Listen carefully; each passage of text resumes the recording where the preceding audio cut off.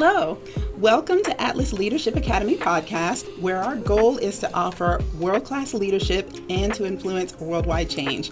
I'm Marianne Owen, the Executive Vice President of Atlas Leadership Academy. And I'm William King, a Maxwell facilitator and coach. And we are very excited today to be discussing Chapter 3 from John Maxwell's latest book, The 16 Undeniable Laws of Communication. And Chapter 3 is all about transformational leadership. We're joined here today by Bob Fox. Bob is the CEO of Escrow Leaders here in Temecula, California. And Bob, I just want to thank you so much for joining us. You're very welcome. I'm quite honored to be here. I'm actually not a CEO, but I am our Vice President of Sales and Marketing. Oh, okay. And founded or helped found the company back in 2007. Nice. Yeah. So when you first found the company, as it pertains to leadership, what's one of the first things yourself as well as the other founders look for when developing a partnership? Interestingly enough, we were very blessed because both my business partner and I are followers of Jesus. Amen. And so we always considered ourselves evenly yoked, if that makes sense to you. And one of the things that we both agree with in terms of leadership is it's all about servant leadership, right? And within servant leadership, I'll do anything to make an employee's job easier and more effective in order to keep the customer happy.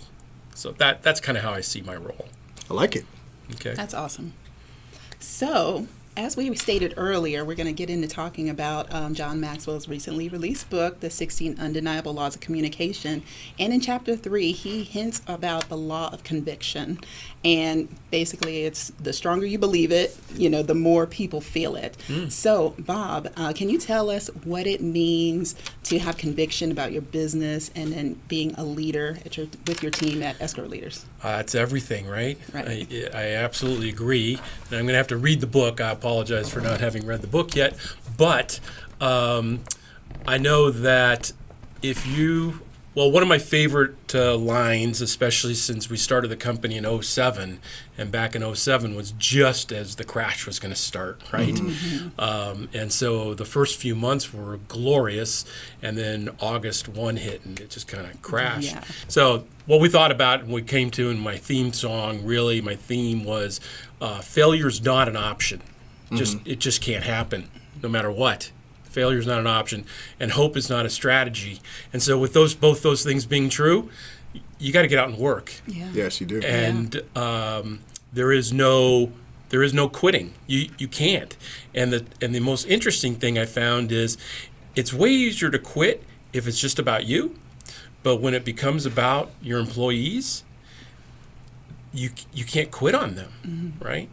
And I remember one day coming back in, and you've been out hitting the bricks, farming, all that, right? Trying to meet people, make connections. And I had a really bad day. I mean, people weren't in, or they weren't interested, or whatever. And I came back to the office, and I was like, oh, man, I'm done. And I look across, and one of the newest employees we had hired on, Tanya, and she was a single mother of 3. And if we didn't get business in, Tanya was probably one of the first people to have to go. And it was like, I can't do that to her. I got to go back out and work. I don't get to just take off the afternoon, even though that's what I wanted to do. Yeah. But it was because of conviction. It was just failure's not an option, and I have to work. Yes. So, Wow, what a story. I guess. That's amazing. I can definitely hear the conviction in you retelling it. And it's like, I have to do this, not for myself, but for the people that I lead. That's awesome. Interesting enough, we all know that having conviction changes your life. And communicating with conviction changes other people's life. Now, when you did think about when you guys first started the company and you were thinking about Tanya as she was one of the first employees that may would have to gone if you did shut the company down, even though you guys started the company right at the brink of the market crash in 2007. Well, we didn't know that though, right? Correct. So we started in May, and killed it in May, June, and July, and we were like, oh yes. Yeah. And then on August 1, Right. I forget what the domino was, but there was a domino that happened, and it all went down from Yes. there, and credit was destroyed. Yeah. I'm going to So- come back to my question, Bob. But oddly enough, me and my partners, and we're all equally yoked, we started our company right before COVID hit. Oh, In Yeah. January 2020. And then Yeah, come baby. March 2020, the entire world shut down. And I had to think for a second, what did I just get myself into? exactly. But I became convicted to the idea of finding success within the business. So Right. we just didn't stop, and we knew that failure was not an option. Right. So going back to your most recent employee, not your most recent, going back to the employee Tanya, who you knew that if you stopped, then, she had to feed her kids. Right. As it relates to your level of conviction and you being an actual leader, what was the turning point? What was the pivot to know that this has to work no matter what? I have people depending on me. What was it that sparked in your mind that triggered that? I'm not sure, honestly. When we started out, and Val wanted to start Escrow Leaders, right? I was actually preparing to get out of the business, right? Understood. And so I'd gone to Val and I just said, hey, I just wanted you to know, because I had hired her to work at this other company. And I said, I just want you to know I have some resumes out at some golf companies. I'm kind of tired of doing this for the company that we're currently working for. And she goes, oh, I understand. She goes, actually, I'm opening an escrow company. Would you be interested in investing and coming on board? And I go, yeah, that'd be great. And so at that point in time, now I have some skin in the game, right? And my whole job, we divided up our duties. You go find the business, meaning me. I'll go find the business. You do the business, Makes sense. right? And so I'd go find a client, and she'd do the escrow. And then that moment hit, right? And it was just, I have a mortgage to pay. I got kids in school. It was, what do you do? I mean, you fold up your tent and quit? You can't. I mean, Right. I wasn't raised that way. I just can't. Right. And so,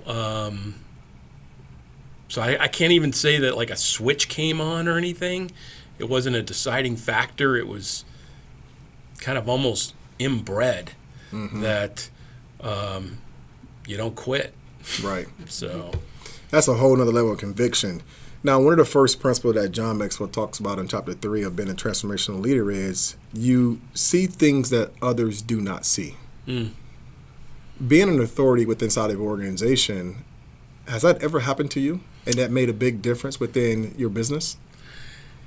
yeah, I guess, when your back is up against the wall and you can't quit, you start looking for anything, right? And so that's what I did. I had no resources, so at the time everybody's getting foreclosed on, short sales. Everything was being crazy, right? Right. And agents were suffering. And it was like, okay, well, I need to go find an REO account, Right. right? So I just started calling, Calling asset managers for different calling banks. asset managers, and finally clicked. And they said, well, they were up in Denver. And so it was like, okay, hey, Val, we're going to fly up to Denver. And she goes, wow, we can't really afford to do that. And I go, well, we can't really afford not to. Right.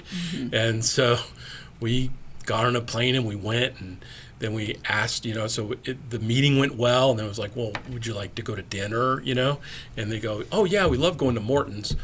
Really? Morton's? Sure, absolutely. We could do that, right? And we did, And, got back, and a few months later, which seemed like an eternity, they started opening transactions, and it was like, okay, it was all worth it, Yes. right? But you just got to do what you got to do, and I was blessed. when I was in the golf business, before even getting into escrow, I had this boss that he was an engineer, entrepreneur, and I was 27 and single, and he said, "Hey, would you be willing to move to St. Andrews, Scotland, and run our golf company there?" Mm-hmm. And I go, "Yeah, I'll leave tomorrow." He goes, "Well, you got to think about it." I go, "No, I don't. I mean, I got nothing here. You know, 27, single, I get to go to Europe. Okay, I'm gone." And then he would call me every third day, right? "What are you doing today?" I'm calling all kinds of people, golf pros in Sweden, trying to find somebody who speaks English who will tell me how I can get some distributor going in Sweden. He goes, "Oh, I like that. Go ahead and do that." You know, and then he'd call and say, "What are you doing today?" "I was going to go down to Brighton and da da da da." And he goes, "Nah, don't do that. Do this instead." And I'd say, "Why do that?" And he'd tell me why. And what I learned over the course of those 3 years living there, listening to my boss interact with me that way, is I basically got a degree in entrepreneurship. Right. Right? You can't get that in business. You can't get that in school. Right. Mm-hmm. Right? And that was probably the life-changing event that made me 90% of who I am now. Understood. Yeah. That's quite the experience. I didn't know that you resided in Scotland for some time. I did. So I lived in the home of golf and ran a golf club manufacturing facility there, ran a direct sales force in Britain, and then I went to several countries and set up distributorships in Europe. Yeah. Well, Nice. you're quite the golfer. Yes, everything comes back to golf. Yeah, I have to admit, you're quite the golfer. Well, you taught me a thing or two just recently about golf to help me improve my game. Well, You know? it had a huge impact on my life. Not just the playing of it, but all the etiquette. Right.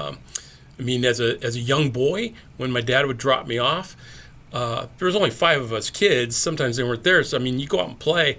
I would go out and play. I'm, 12 years old, go out as a single. I've played with a group of doctors, group of lawyers, garbage collectors, contractors, every walk of life. Mm-hmm. I played golf with. Right. And you learn how to talk with adults, and you really learn really quickly.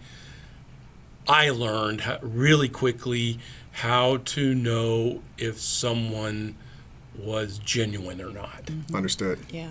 And so I know, just like I think I shared with you, like from the first moment we met, I go, okay, that's a man of integrity. Right. Right? And so that's who I align myself with. But I can tell really quickly with a customer, it's like, okay, are they blowing smoke, or are they a genuine client?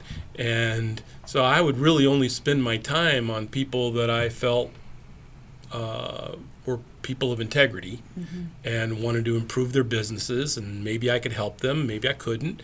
And that's how I built our business, really by eliminating the people who would just blow smoke, because that would just be a waste of time. Right? So my ability to discern whether someone's genuine or not is probably my greatest asset.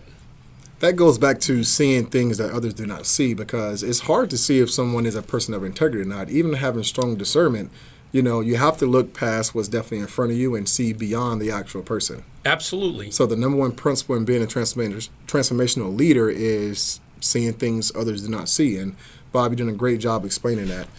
Marianne, why don't you go ahead and take the second bullet point? So the next point is believe things others do not believe. So being that person that can see beyond the circumstance, and it's like, I believe we can go forward. I believe that we are great. I believe that this business is, going to be top tier in the nation, area, whatever. So can you tell us about a time to where it's like you had to be that, to where you could see it, and then you had to rally the people? I'm in the midst of it right now. Yeah. I mean, because others don't believe it, but you see something greater. Well, what I see happening right now is, so not to be Debbie Downer or whatever you want to call it, but I really don't see our market returning to a super healthy market until next March. So we're looking at it a year out. And you're referring to the real estate market, correct? Or just the market in general? Well, the real estate market. Gotcha. So for right now, I believe, right, this is my belief, I believe interest rates need to come back down under 5. Okay. Right? And I believe that sellers need to have a place to go before they sell their homes, right? Right. And so right now we're all sitting on very low interest rates because of the refi boom everybody went through. Right. And so a husband and wife are sitting in their home and they go, okay, well, I'm sitting on 2.99% interest. And if I sell my house right now, I'm going to go basically find the same house for the same amount of money that I sell mine for. Right. But I'm going to double my tax base and I'm going to double my mortgage. Right. And so maybe I don't want to move. And so we're sitting on this horrible lack of inventory. But when interest rates come and drop below 5, those people, a lot of things will happen. Those people will now feel like it's safe to sell my house because I can go find a house with a reasonable mortgage, right? The hate to sound stereotypical, No worries. but husband and wife are at home. The wife is saying, look, I stuck it out here for another year even though I didn't want to, but now I want you to leave, right? Let's move. So you're going to have the motivating wife behind the husband saying, I want to move. We want to upsize, downsize. I want a pool. I want, so all the wants are going to come out as well that a lot of the owners have been sitting on, and now they're going to try and reach those desires themselves. So I see kind of a long haul between now and then. Well, I can either sit back and say, well, okay, well, let's just sort of hang in there, and we'll see what happens next year. But I also know, and this is a kind of mean on my part, but I also know that there are people who aren't going to see that. They're not going to see the opportunity that distress can bring. Makes sense. So I think a smaller escrow company, a company with less conviction than I have, will fail. And there's good escrow officers that work there. Right. And it's like, okay, let's look at this time period between now and next year as a time to look for those opportunities that will prevent themselves, and we can at least make one person's life better. If they lose their job, at least we can hire them, right? And so we've been good stewards of our income over the last couple of years, and so we want to sit tight and see what opportunities present themselves. Nice. Understood. One of the most recent examples that I encountered about believing things others do not believe, I recently saw the movie Air that was just released in theaters. Okay.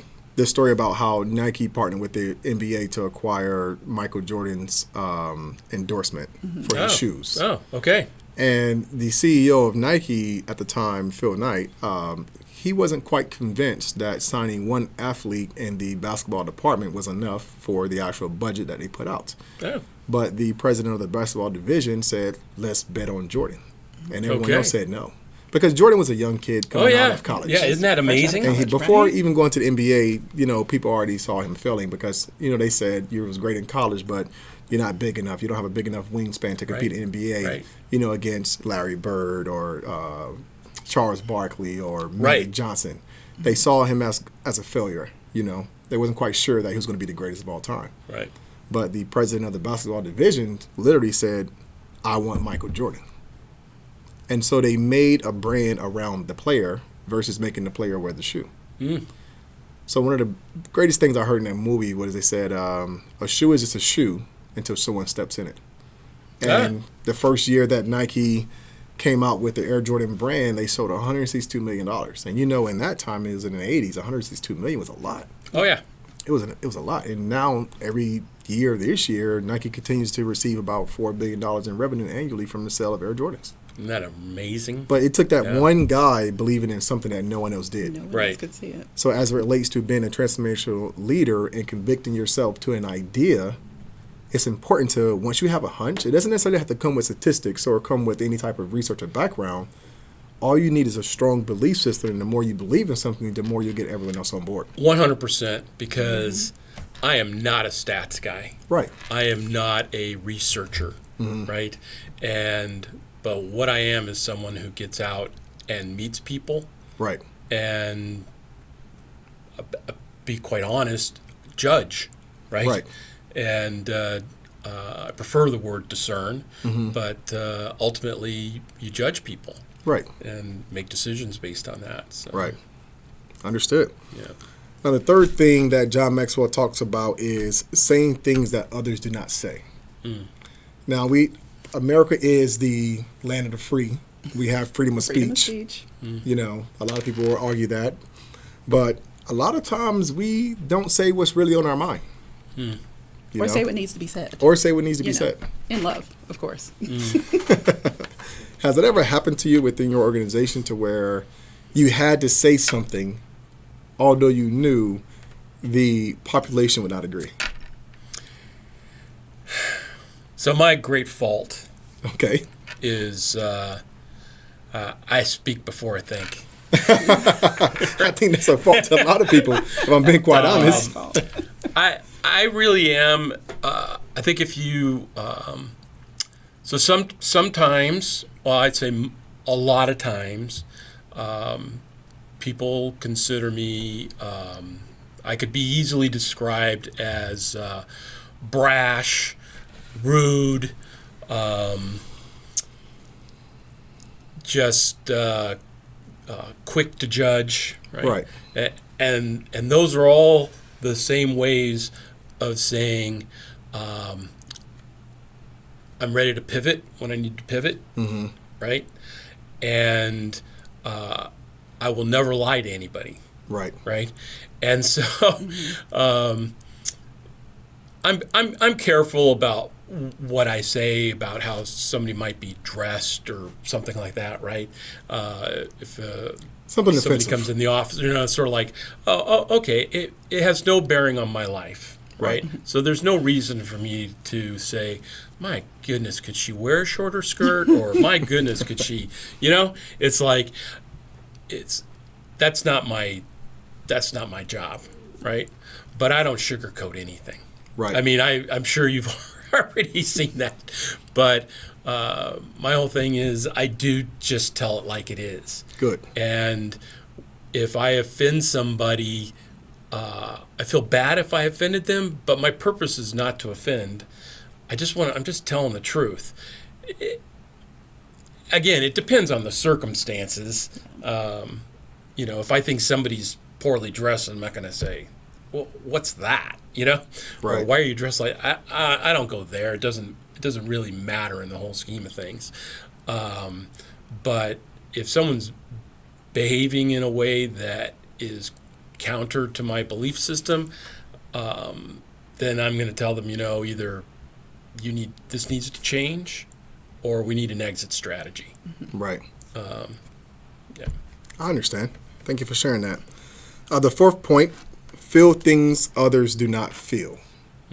How do you dissect that? Marianne, you want to dive into that just a little bit? Feeling things others do not feel. Now, I've worked with you for quite some time now, and you have a strong sense of feeling when something is right or when something is wrong, or this is the direction we should go versus this is the direction we should not go.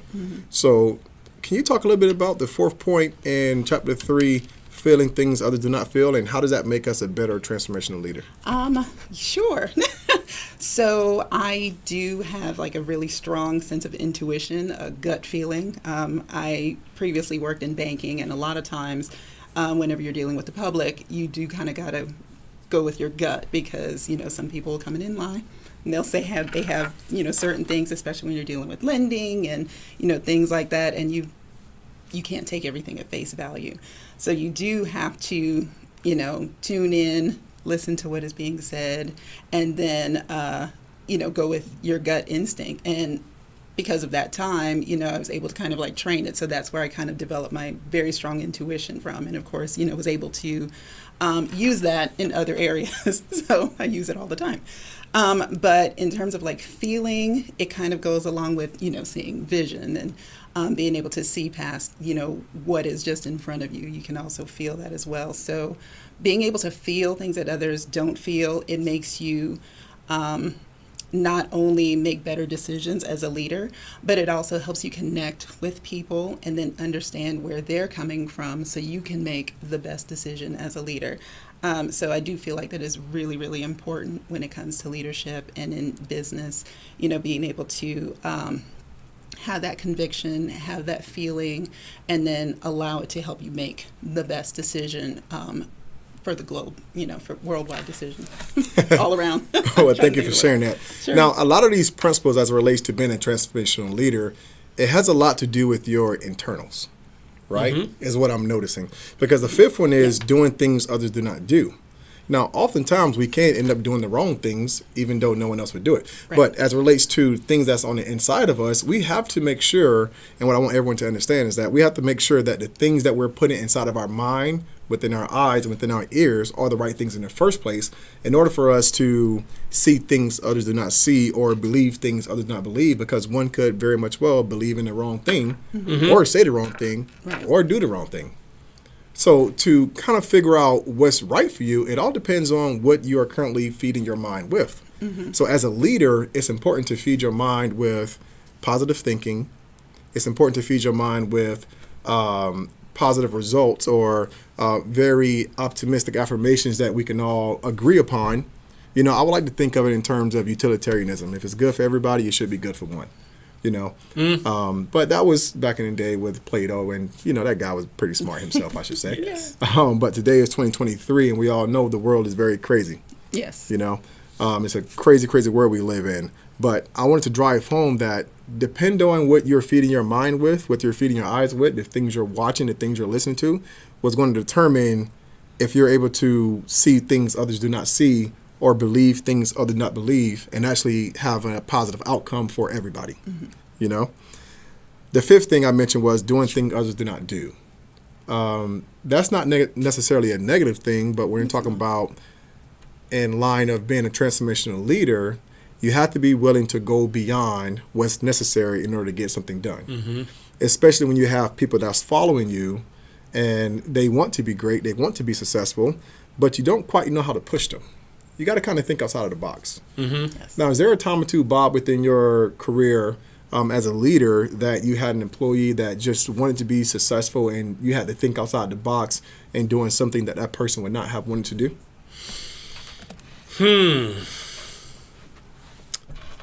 I don't know.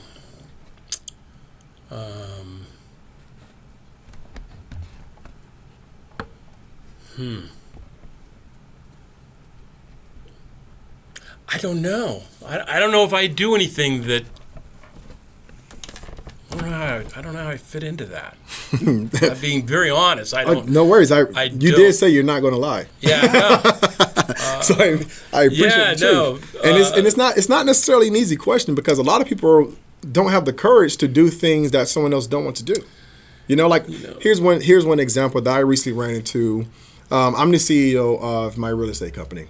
And I noticed that one of our real estate agents was really struggling with handling objections. Okay. And she had no idea how to overcome that. And she was afraid to call. She was afraid to door knock. She was afraid to reach out and talk to people. But I know ultimately, the more people she connects with, the more likely she's going to find success within the real estate business. So what I did, I said, you're going to teach a class about objection handling. Oh, interesting. Do the research, come up with a 15-minute class, and you're going to teach the entire company about how to handle objections. Now, I call that out of the box thinking because we know the best form of learning is by teaching, in my opinion. Yes. Because I had to take the time to learn the material in order to teach it to others so they can receive value from that. Right. Right. So that's just one example that I did. And the class is actually going this week sometime in the office, but I think it's going to be great. And I think she's really going to learn how to handle objections and not have too many more problem with it as we go forward. Fair enough. Yes. But I'll see how that works out and I'll let you know. It's an experiment. No, it is. And I can think of times. I mean, I recently watched one of my employees who's trying to grow outside of her, current environment, right? And so she was putting on an event, right? And I would ask her questions, but I wouldn't say, do this, do this, do this. You know, it's just Understood. like, okay. So she put on this event, and on the night of the event, there was a lot of loose ends, right? And so in the moment, because the event was for a whole lot of people, so it wasn't an opportunity at that moment to say, why didn't you get this done? Why didn't you get this done? Why didn't you get this done? Right? She was learning, right? So fortunately, all the loose ends could get tied up pretty easily. So I tied up all those loose ends. Well, when the evening was over, then we sat down, and I said, did you see what went wrong? You know, I said, the blessing is nobody who showed up to the function, because we took care of it before everybody got there, knows anything about what you didn't prepare. Right. But I said, I can't have you not prepare those things in the future. Right. So this is, we missed here. Do you see that? It wasn't a scolding thing. It was, you missed these important parts of organizing. It's a great coaching opportunity. It is. And the only reason I'm real good with that is because I was the worst organizer on the planet. And my boss, said, you needed to do this. Oh, yeah, I can see that now, right? So everybody learns, and then how you pass on that knowledge is really important. Right. I remember I was always involved in golf jobs, but I had a golf job. I was the number one seller of golf equipment in the shop and all that, and but also some of the other employees didn't like me. And my boss pulled me aside, and he said the most remarkable thing. Obviously, it meant something because it's 40 years ago, right? And he said, I really love how you work. I would like for you to be just a little more Bob Fox and a little less Bob Fox. Yeah. Right? That's all he said. And I go, wow. I mean, it's so impactful, right? Yeah. I'll never forget that moment. It was like, okay, I don't have to have my chest puffed out all the time. I can do my job without, I'm the best, Right.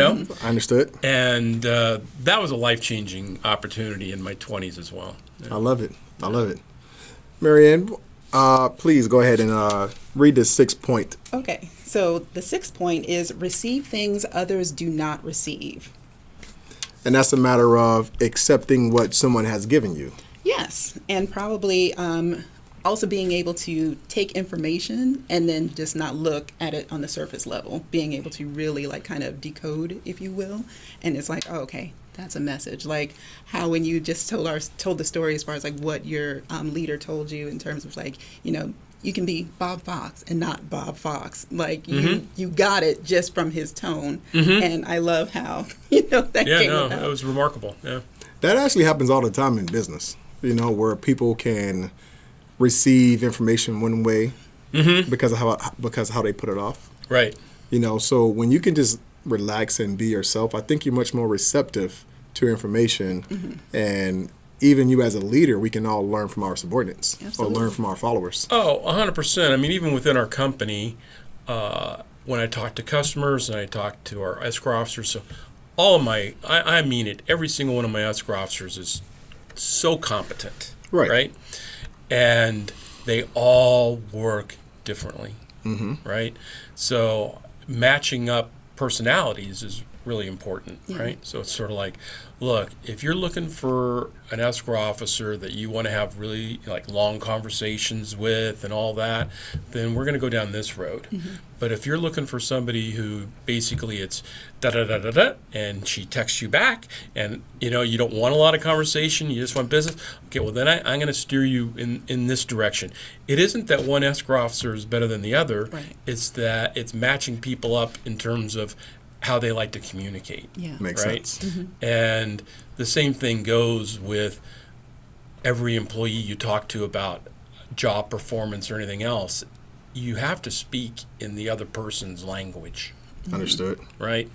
And that sometimes is a challenge. Yes. Understood. Yes, Right. it is. Yeah. Very much. Well, Bob, thanks for joining us today. I really do appreciate the time you took out of your schedule to, come down and talk about the characteristics of a transformational leader. Well, I'm honored. This is the first podcast I've ever been on. I have no idea how it's going to edit out for you, but it's been a privilege. And what I really want to say is thank you for the opportunity, because I probably wouldn't have done this with very many people. Anytime, Bob. As we wrap up, we're talking about the characteristics of a transformational leader from John Maxwell's latest book, The 16 Undeniable Laws of Communication. If you'd like to know more about our offerings, you can find us on Facebook or Instagram at Atlas Leadership Academy. Please like, comment, and share. And go ahead and click that notification bell for updates. You can join us next week as we continue to take a look into John Maxwell's book, The 16 Undeniable Laws of Communication. Until next time, guys, talk to you soon.